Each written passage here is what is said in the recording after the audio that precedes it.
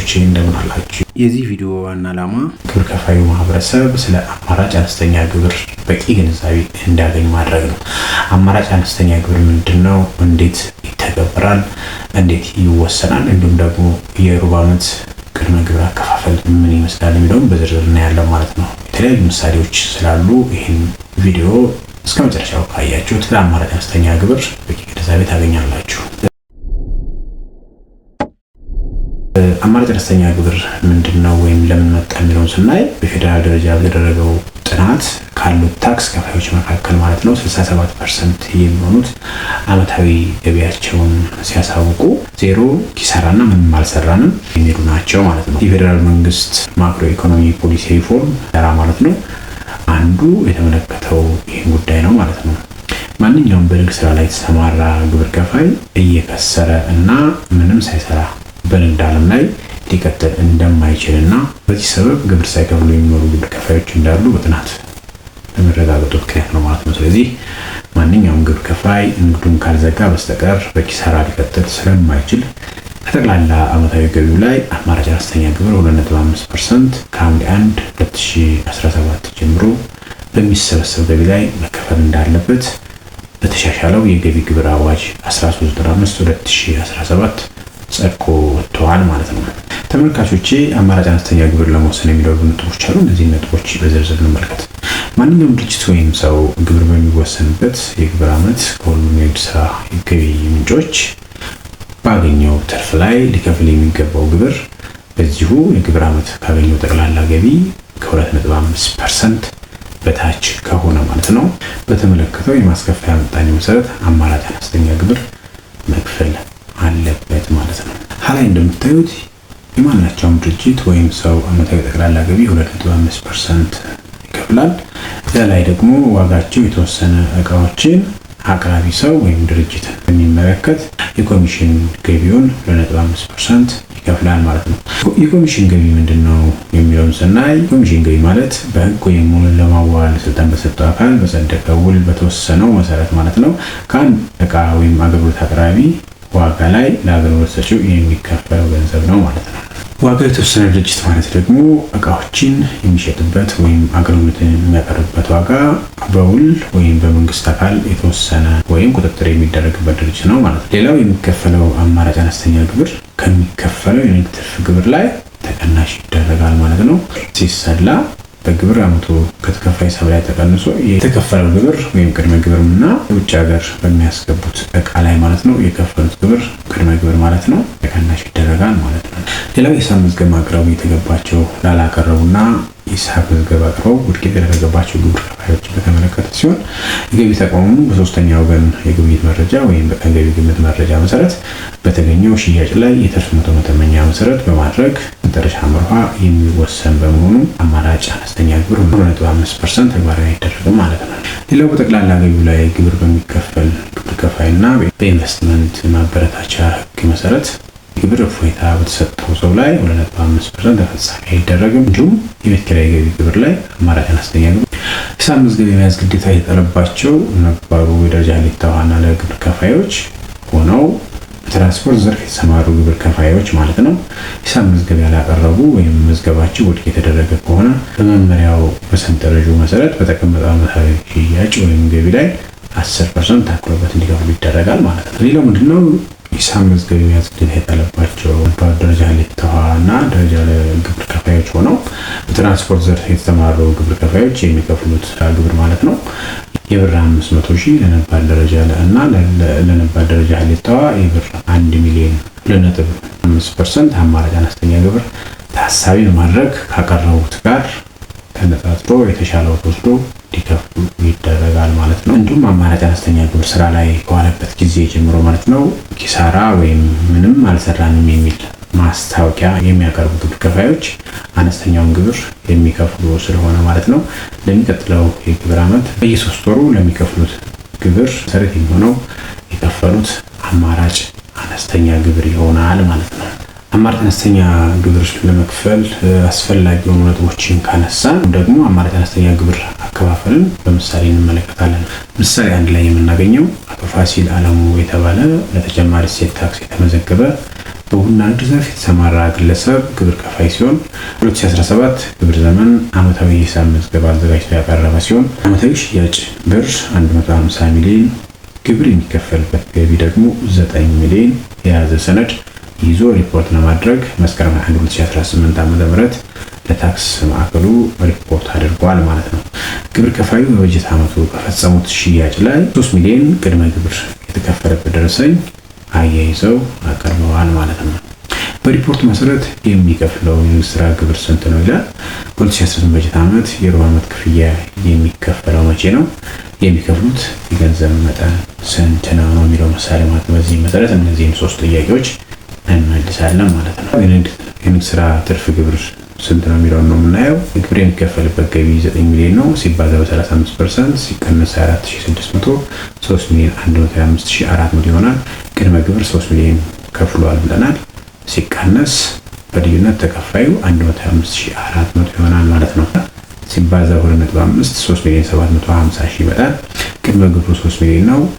ከ3 ሚሊዮን 750 ሺህ ላይ ሲቀነስ በልዩነት ተከፋዩ 750 ሺህ ይሆናል ማለት ነው። ስለዚህ ግብር ከፋዩ በሂሳብ መዝገቡ አዘጋጅቶ ካቀረበው ግብር አማራጭ አነስተኛ ግብር የተሻለ ስለሆነ ልዩነቱን 750 ሺህ ብር ይከፍላል ማለት ነው። ሁለተኛው ምሳሌ አቶ ዘሪሁን ገሰሰ የዳሽን ቢራ ወኪል አከፋፋይ የደረጃ ሀሌታ ግብር ከፋይ ሲሆኑ ጥቅምት 10 2019 ዓ.ም ገቢያቸውን በሂሳብ መዝገብ ሲያሳውቁ ማለት ነው ከፋብሪካው የገዙት የቢራ መጠን 50 ሺህ ካሳ የአንዱ ካሳ ቢራ መግዣ ዋጋ 1500 ብር፣ ጠቅላላ ዋጋ 75 ሚሊዮን ነው። አቶ ዘሪሁን የገዙትን ሁሉንም ካሳዎች በበጀት ዓመቱ የሸጡ ሲሆን አንዱ ካሳ መሸጫ ዋጋው በ1800 ብር ነው። አቶ ዘሪሁን የዳሽን ቢራ ወኪል መሆናቸውን የሚያሳይ በፍትውል የተገባበት ህጋዊ ሰነድ ይዘው ቀርበዋል። በውላቸው ላይ አንድ ካሳ ቢራ ፋብሪካ ላይ በ1500 ብር መግዣ ዋጋ እና ገበያ ላይ ደግሞ አንድ ካሳ ቢራ 1800 ብር መሸጫ ዋጋ እንደሆነ ህጋዊ ውል ይዘዋል ማለት ነው። ግብር ከፋዩ ቅድመ ግብር 150 ሺህ ተቀንሶባቸዋል። የግብር ከፋዩን ንግድ ትርፍ ግብርና የንግድ ሙያ አገልግሎት ክፍያ ወሰኑ ይላል። በዚህ መሰረት እንወስናለን ማለት ነው። ግብር ከፋዩ ህጋዊ የመጠጥ ወኪል አከፋፋይ ወይም የኮሚሽን ጥቅም የሚያገኝ በመሆኑ ከጠቅላላ ሽያጭ ወይም ገቢ ላይ ግዢ ተቀንሶ በሚገኘው ገቢ ላይ አማራጭ አነስተኛ ግብር የሚከፍል ይሆናል ማለት ነው። የኮሚሽን ጥቅሙ እንዴት ይሰላል የሚለውን ስናይ የኮሚሽን ጥቅም ይሆናል ጠቅላላ ሽያጭ ሲቀነስ ጠቅላላ ግዢ ማለት ነው። ይህ ማለት 1800 ሲባዛ 50 ሺህ ሲቀነስ 1500 ሲባዛ 50 ሺህ ማለት ልዩነቱ 15 ሚሊዮን ይሆናል ማለት ነው የኮሚሽን ጥቅሙ።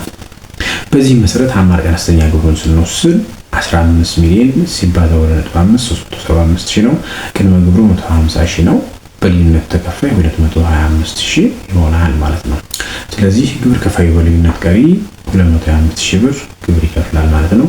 የንግድ ስራ ሙያ አገልግሎት ክፍያ እኩል ይሆናል የከተሞች ማስከፈያ ምጣኔ በቅንፍ ውስጥ 0.6 ሲባዛ ዓመታዊ ሽያጭ ነው የሚለው ፎርሙላው። እዚህ ጋር እንደምታዩ 0.4% በቅንፍ ውስጥ 0.6 ሲባዛ በ15 ሚሊዮን 36 ሺህ ብር ይከፍላሉ ማለት ነው። ወደ ሁለተኛው ክፍል ስንሄድ የደረጃ አለምና ሀሌታ ግብር ከፋዮች የሩብ ዓመት የቅድመ ግብር አከፋፈል ምን ይመስላል የሚለውን ነው የምናየው ማለት ነው። ቅድመ ግብር በሩብ ዓመቱ መክፈል ለምን አስፈልገ የሚለውን ስናይ አንደኛ ማንኛውም ግብር ከፋይ የሚያገኘው ትርፍ በግብር ዓመቱ ውስጥ የሚያከናውነውን የንግድ ስራ ድምር ውጤት እንጂ በዓመቱ መጨረሻ የሚገኝ አለመሆኑ ግልጽ ነው። ነገር ግን አብዛኛው ግብር ከፋይ በዓመቱ ውስጥ ያገኙትን ትርፍ ለተለያዩ ዓላማ በመዋል ግብር መክፈያ ጊዜው ሲደርስ በጥሬ ገንዘብ እጥረት ምክንያት ማለት ነው ችግር ውስጥ ሲወድቁ ይስተዋላል ማለት ነው። አንደኛው ምክንያት ነው። በሌላ መልኩ ደግሞ መንግስት የተፈቀደውን የውጭ በጀት ለመሸፈን የሚያስፈልገውን ገቢ በወቅቱ ስለማያገኝ የመንግስት ስራዎች አፈጻጸም እንዲዘገይና ህብረተሰቡ በሊያት እየሆነ ስለሆነ ነው። በዚህ መሰረት የግብር ከፋዮች በ2017 ዓ.ም የከፈሉትን ግብር 1/4 ወይም 25%ን በየሩብ ዓመቱ መክፈል እንዳለባቸው በአዋጁ ጸድቆ እንዲወጣ ተደርጓል ማለት ነው። በዚህ መሰረት የደረጃ ላይ ግብር ከፋዮችን የሩብ ዓመት 25% ግብር አከፋፈል እንመልከት። በቀደመው በጀት ዓመት የተከፈለውን የንግድ ትርፍ ግብር ወይም የኪራይ ገቢ ግብር መሰረት በማድረግ ማለት ነው በየሩብ ዓመቱ 1/4ኛው መከፈል ያለበት ሲሆን የመጀመሪያውን ሩብ ዓመት ሪፖርት የሚያደርጉት ህዳር ወር ሲሆን ከሐምሌ እስከ መስከረም ያለውን ቅድመ ግብር ነው ማለት ነው። የሁለተኛው ሩብ ዓመት ሪፖርት የሚያደርጉት የካቲት ወር ሲሆን ከጥቅምት እስከ ታህሳስ ያለውን ቅድመ ግብር ማለት ነው። የሶስተኛው ሩብ ዓመት ግንቦት ወር ላይ ነው የሚያሳውቁት ከጥር እስከ መጋቢት ያለውን ቅድመ ግብር ማለት ነው። የመጨረሻው ክፍያ ሐምሌ ወር ሲሆን ከሚያዝያ እስከ ሰኔ ያለውን ቅድመ ግብር በማቀናነስ ልዩነቱን መክፈል አለባቸው ማለት ነው። በዚህ መልኩ ደረጃ ላይ ግብር ከፋዮች 25% ቅድመ ግብር ያሳውቃሉ ማለት ነው። ሁለተኛው ደረጃ ሀሌታ ግብር ከፋዮች በሩብ ዓመት 25%ቱን እንዴት ይከፍላሉ የሚለው ነው የምናየው። በቀጣዩ በጀት ዓመት የተከፈለውን የንግድ ትርፍ ወይም የኪራይ ገቢ ግብር መሰረት በማድረግ በየሩብ ዓመቱ 1/4ኛውን መክፈል አለባቸው ማለት ነው። የመጀመሪያውን ሩብ ዓመት ሪፖርት የሚያደርጉት የካቲት ወር ሲሆን ከሐምሌ እስከ መስከረም ያለው ቅድመ ግብር ነው። የሁለተኛው ሩብ ዓመት ሪፖርት የሚያደርጉት ግንቦት ወር ሲሆን ከጥቅምት እስከ ታህሳስ ያለው ቅድመ ግብር ነው። የሶስተኛውን ሩብ ዓመት ነሐሴ ወር ሲሆን ከጥር እስከ መጋቢት ያለውን ቅድመ ግብር ማለት ነው። የመጨረሻው ክፍያ ጥቅምት ወር ሲሆን ከሚያዝያ እስከ ሰኔ ያለውን ቅድመ ግብር በማቀናነስ ልዩነቱን መክፈል አለባቸው ማለት ነው። ደረጃ ሀሌታ ግብር ከፋዮች የሩብ ዓመት ቅድመ ግብር አከፋፈል ይሄን ይመስላል ማለት ነው። ሌላው ምንድነው የከተማ አገልግሎት ክፍያን በተመለከተ ነው። የኪራይ አገልግሎት፣ የንግድና ሙያ አገልግሎት ማስታወቂያ እና የተሽከርካሪ ዓመታዊ አገልግሎት ክፍያን በተመለከተ ሲሆን 25%ቱ አይመለከተውም ማለት መጨረሻው ሩብ ዓመት ግን አብሮ የሚከፈል ይሆናል ማለት ነው። ነባሩ የደረጃ ለና ሀሌታ ግብር ከፋዮች ሆነው ሂሳብ መዝገብ እያቀረቡ በሲክታስ ሲስተናገዱ የነበሩ ግብር ከፋዮች 2017 ዓ.ም የከፈሉትን ትርፍ ግብር በየሩብ ዓመቱ 25%ቱን በሲክታስ የሚከፍሉ ይሆናል ማለት ነው። በነባሩ የደረጃ ለግብር ከፋዮች ሆነው ሂሳብ መዝገብ ያላቀረቡ ግብር ከፋዮች በኢታስ ፈጥኖ በመመዝገብ በ2017 የከፈሉትን ንግድ ትርፍ ግብር በየሩብ ዓመቱ 25%ቱን ግብር በኢታስ እንዲስተናገዱ በማድረግ ማስከፈል ይገባል ማለት ነው። በነባሩ የደረጃ ሀሌታ ግብር ከፋዮች ሆነው ሂሳብ መዝገብ የማይዙና በአት ያልተመዘገቡ ግብር ከፋዮች በ2017 የከፈሉትን ንግድ ትርፍ ግብር በየሩብ ዓመቱ 25%ቱን ግብር በሲክታስ እንዲስተናገዱ በማድረግ ማስከፈል ያስፈልጋል። ከሐምሌ 1 2017 ዓመተ ምህረት ጀምሮ ወደ ንግድ መረቡ የገቡ አዳዲስ ግብር ከፋዮች ደግሞ ግብር የሚከፍሉት በዓመቱ መጨረሻ ስለሆነ በሩብ ዓመቱ 25% ግብር ማስከፈል አይመለከታቸውም ማለት ነው። በቀጣይ የምንመለከተው የሩብ ዓመት ቅድመ ግብር አከፋፈል ምሳሌዎችን ነው። አቶ ፋሲል አለሙ በ2017 ግብር ዘመን ጠቅላላ ዓመታዊ ሽያጩ 150 ሚሊዮን ነው ብለናል። ሲባዛ 2.5% 3,750,000 ነው። 2018 ቅድመ ግብር ስንት ይከፍላል ነው የሚለው። በበጀት ዓመቱ ሂሳብ መዝገቡ ተመርምሮ የተለየ ግኝት ከሌለ የ3.7 ሚሊዮን ብር 25% የሚከፍል ይሆናል ማለት ነው። በዚህ መሰረት የመጀመሪያው ሩብ ዓመት ከየካቲት 1 እስከ 30 2018 ዓ.ም ድረስ 937,500 ይሆናል ማለት ነው። 25%ቱ ወይም 1/4ኛው ማለት ነው። የሁለተኛው ሩብ ዓመት ከግንቦት 1 እስከ 30፣ የሶስተኛው ሩብ ዓመት ከነሐሴ 1 እስከ 30፣ የአራተኛው ሩብ ዓመት ከጥቅምት 1 እስከ ጥቅምት 30 ባለው ማለት ነው። የ2018 በጀት ዓመት ዓመታዊ ክፍያ ሲፈጽሙ ጠቅላላ መከፈል ከሚገባው ገንዘብ ላይ የሶስቱ ሩብ ዓመት ከተቀነሰ በኋላ ቀሪውን ይከፍላሉ ማለት ነው። ሁለተኛው ምሳሌ ወይዘሮ ሂሩት አሰፋ በሸቀጥ በስኳርና ዘይት የንግድ ስራ ዘርፍ የተሰማሩ የደረጃ ላይ ግብር ከፋይ ሲሆኑ 2017 እና 2018 በጀት ዓመት የቀን ገቢ ጥናት በክትትል ባለሙያዎች ሲጠና ስኳር 10 ኪሎ ግራም ሲባዛ 151,500፣ ፓልም ዘይት ባለ 3 ሊትር ሲባዛ በ300 900 እና የሸቀጥ የቀን ገቢ ግምት ብር 1300 ተቀምጦ በግብር ከፋይ ማህደር ታስረዋል ማለት ነው።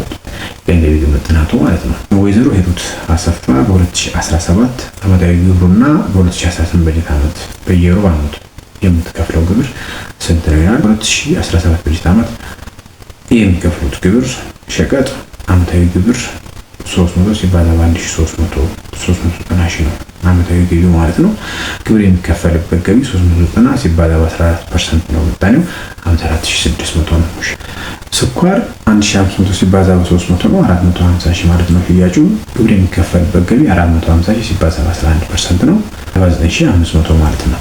ዘይት ሽያጩ 900 ሲባዛ በ300 ነው 270,000 ማለት ነው። ግብር የሚከፈልበት ገቢ 270,000 ሲባዛ በ10% 27000 ይሆናል ማለት ነው።